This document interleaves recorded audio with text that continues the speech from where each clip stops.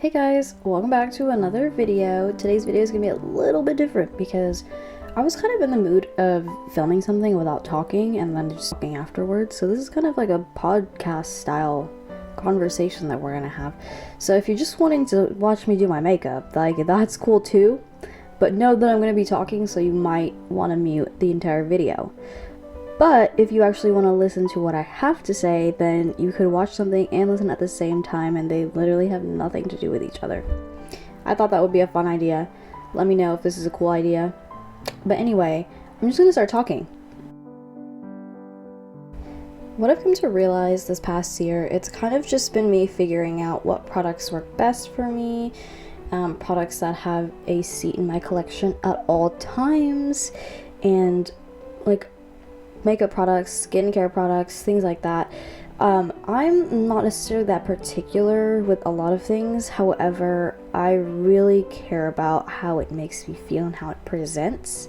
A lot of the products that I use, they're really great, and I like them, and I would repurchase them if I really didn't want to research and see if there's a product that's gonna reach my goals better than the one that I already have. And that's the problem. There's constantly something new coming out, and it's hard to keep up with all the new items. And then sometimes you forget about the classics that's been around for so long, and there's a reason that it's been around. Kind of like Black Honey by Clinique. It's been around for so long. It's a classic. A lot of people have it, and it gets its moment every few years. So in terms of skincare, I've figured out that like I like this certain product, and I'm sticking with this certain product. In terms of makeup, that's a completely different area that I have still to uncover my favorite products. All I know is every single product that I'm using in this video has been like something I've wanted to try out, and now that I'm trying it out, I have to kind of stick with it until I finish it, or unless it doesn't work for me anymore. Like if everything just starts creasing suddenly, like I need to figure out what's going on. And that happened to me recently. I went on a whole let's find a better concealer thing because the concealers just started creasing on me, and I didn't really change anything. I guess it's just my skin, but it sucks because then I have to kind of reevaluate like what's going on and what I need to do. And sometimes you watch these get ready with me's, and these girls have like their entire thing down to the dot, and they never change their products, and they look so good because practice makes perfect. And then I'm still sitting here going, I don't know if I like how my highlighter looks. It makes me look a little wonky, and I want to look glowy but not like a disco ball. And this is just a lot, and I don't know what techniques I need to change, things like that.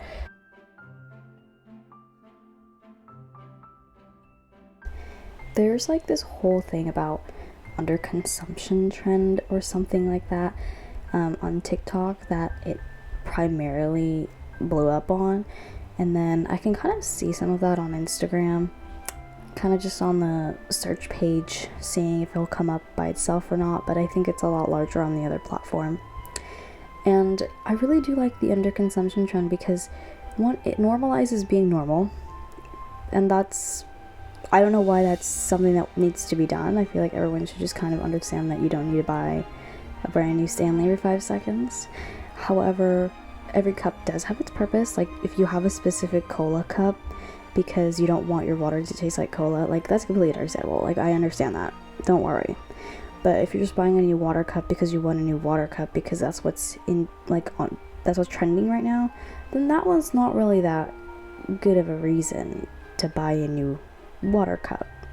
Or products, for example, obviously if a product doesn't work anymore, there's a reason that you probably need to try something different, and there's nothing wrong with that. There's nothing wrong with buying something new. There's nothing wrong with trying something out, especially if the old product that you have doesn't serve its purpose anymore. It's not doing what it used to do when it performs, and that's completely fine. And then there's some people that are just, I don't know, it's just the extremes of it all. It's like buying too many things and buying nothing at all, and it stresses me out because why can't we just find a happy medium?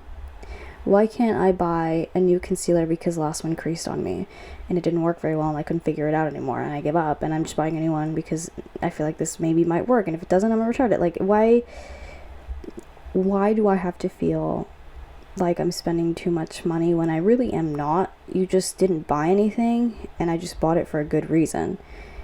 Also, I don't have to explain my reasoning to you. Like, please, people can buy what they want, that's fine, but remember that some people's job is literally to buy and influence you, like an influencer. And there's nothing wrong with that. They're doing their job. They're doing what they're paid to do. The problem is with everybody else who perceives that and thinks, hey, because this person says it's good, let me try it. Not because I need to try it or want to try it, but because they tried it. And now, obviously, I believe them and I need it. Do you, though? Like, there is a happy medium to being an influencer and being a normal person. And why is it so hard to find the in-between is the real question today.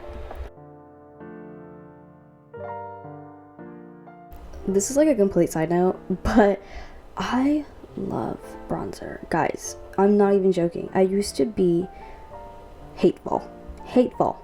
I hated bronzer. I also thought it was stupid. And I remember the videos of people would say, now I'm gonna contour my face back in 2015, maybe 2014. And they would use bronzer to contour their face. And I was like, yeah, I want to do that. And then I didn't like it, probably because I didn't know what shade I was using. I also had this issue with using a shade that was too light when I was younger. And then I became aggressively tan from just being outside, from, doing sports and activities outside in high school. And I just was extremely tan. And I didn't know and I couldn't figure out what my shade is. And it was really confusing to me. And then I couldn't use bronzer anymore because it made me look too tan.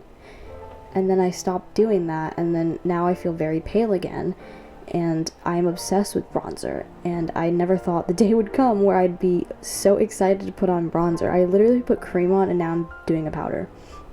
And I usually use the Clinique bronzer because it's nice and beautifully tanned, but I have to use this Physicians Formula one because I feel like I have such a heavy hand when it comes to bronzer, to the point that it just makes me look very different, and my face doesn't match my neck anymore. Like, it's that severe.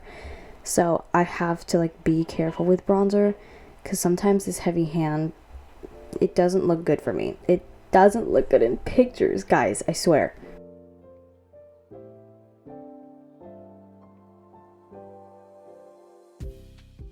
Let's talk about something a little bit different. Let's talk about what are my goals for next year, and then what were my goals for this year. So my goals for next year is to finally have a makeup routine down. I am still kind of experimenting with how I look, but I kind of figured out base wise what I want it to kind of look like, and I just have to kind of commit to the whole thing. Right now I haven't committed yet, so we'll see, but that is one of my goals. Another goal of mine is to continue to be active. I love laying down and just sitting down and doing nothing, but I seriously forgot how good being active was like for me and what it did for me physically and mentally. So hopefully I can continue that the next year. What were my past goals? My past goals were to figure out how to do my hair. I didn't really have anyone to teach me how to do my hair. It was kind of just a self-taught thing, and through YouTube and what kind of things I'd see from people who did their hair, and I just kind of figured things out on my own. I'm still not good at it, but we're still working on it. The year's not over. And then I think my other goal was I think that was honestly it. That was the main goal. That was literally it. I didn't really have big high hopes of I'm gonna travel everywhere and it was just I just want to figure out how to do my hair. It seems so stupid, but nobody really knew how to do their hair when I was younger, and nobody taught me how to do my hair, so it was a big goal for me because I basically started from nothing when it came to doing my hair. I literally forgot to mention, one of the main other goals that I had for the next year is to post content weekly. I don't know if I'm actually going to be able to adhere to those goals, but I'm going to try because, believe it or not, I've been posting for a very long time. Have I been doing it consistently? Certainly not. Do people even like my videos? Probably not. It's really not even entertaining. Looking back at my channel, most of the time I post for myself just so I can see myself and what I was doing at that time. But a lot of my videos are pretty like normal and boring, and it's not interesting. I'm not doing anything crazy. Nothing is really that clickbaity. It's just like me experiencing life very normally, and I don't think like a lot of people really are a fan of that type of content, which is fine. But I hope that if I continue to, you know, have my channel go in that direction, I hope that I find people who are kind of looking for someone who is doing just normal stuff. Anyway, here's our final look. There's gonna be photos of what it looks like with flash on because I am scared of Flashback Mary. But thanks for watching and listening. I'll see you guys soon.